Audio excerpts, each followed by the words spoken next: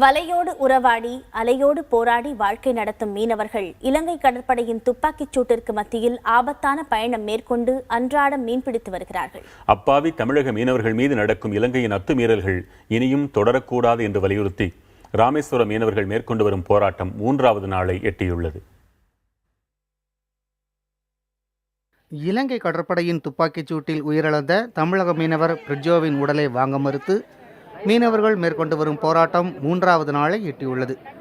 தமிழக வீரர் உயிரிழக்க காரணமான இலங்கை கடற்படை வீரரை கைது செய்து தமிழக சிறையில் அடைக்க வேண்டும், இலங்கை வசமுள்ள தமிழக மீனவர்கள் மற்றும் அவர்களது படகுகளை உடனடியாக விடுவிக்க நடவடிக்கை எடுப்பதுடன் இலங்கையின் அத்துமீறல்கள் தொடராமல் தடுக்க நடவடிக்கை எடுக்க வேண்டும் என போராட்டக் குழுவினர் தொடர்ந்து வலியுறுத்துகின்றனர்.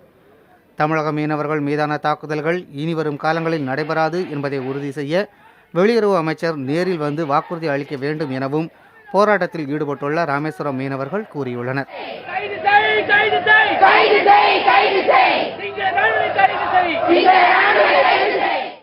எங்களுக்கு உத்தரவாதம் கொடுக்கும் வரை நாங்கள் இந்த இடத்தை விட்டு அசைய மாட்டோம், எங்களுடைய போராட்டம் அமைதியான முறையில் தொடரும் சொல்லிட்டு நாங்கள் வந்துட்டோம். போராட்டத்தில் ஈடுபட்டுள்ள மக்களை பல்வேறு அரசியல் கட்சியினர் நேரில் சந்தித்து ஆதரவு தெரிவித்து வருகின்றனர். விடுதலை சிறுத்தைகள் கட்சித் தலைவர் திருமாவளவன், பச்சை தமிழகம் அமைப்பின் நிறுவன தலைவர் சுப உதயகுமார் மற்றும் முகிலன் உள்ளிட்டோர் மக்களுக்கு நேரில் ஆதரவு தெரிவித்தனர். போராடும் மக்களின் இந்த அறப்போராட்டத்தை விடுதலை சிறுத்தைகள் ஆதரிக்கிறது. கடந்த 25 ஆண்டுகளில் ஏறத்தாழ 850க்கும் மேற்பட்டவர்கள், கிட்டத்தட்ட 900 பேர் சிங்களவர்களின் துப்பாக்கிச் சூட்டுக்கு பலியாகி இருக்கிறார்கள் என்பது வேதனைக்குரிய கசப்பான உண்மையாகும். பாதுகாக்கிற விதத்திலே ஒரு அற்புதமான தொழிலை செய்து மக்களுக்கு ஒரு மிகப்பெரிய சேவை செய்து கொண்டிருக்கிற தமிழ் மீனவர்களை மத்திய மாநில அரசுகள் வஞ்சிக்கின்றன, மாற்றாந்தாய் மனப்பான்மையோடு நடத்தி கொண்டிருக்கின்றன. இந்த பிரச்சனைக்கு தம்பி பிரிட்ஜா அவருடைய மரணத்தின் மீது ஒரு நிரந்தர முடிவு கட்ட வேண்டும்.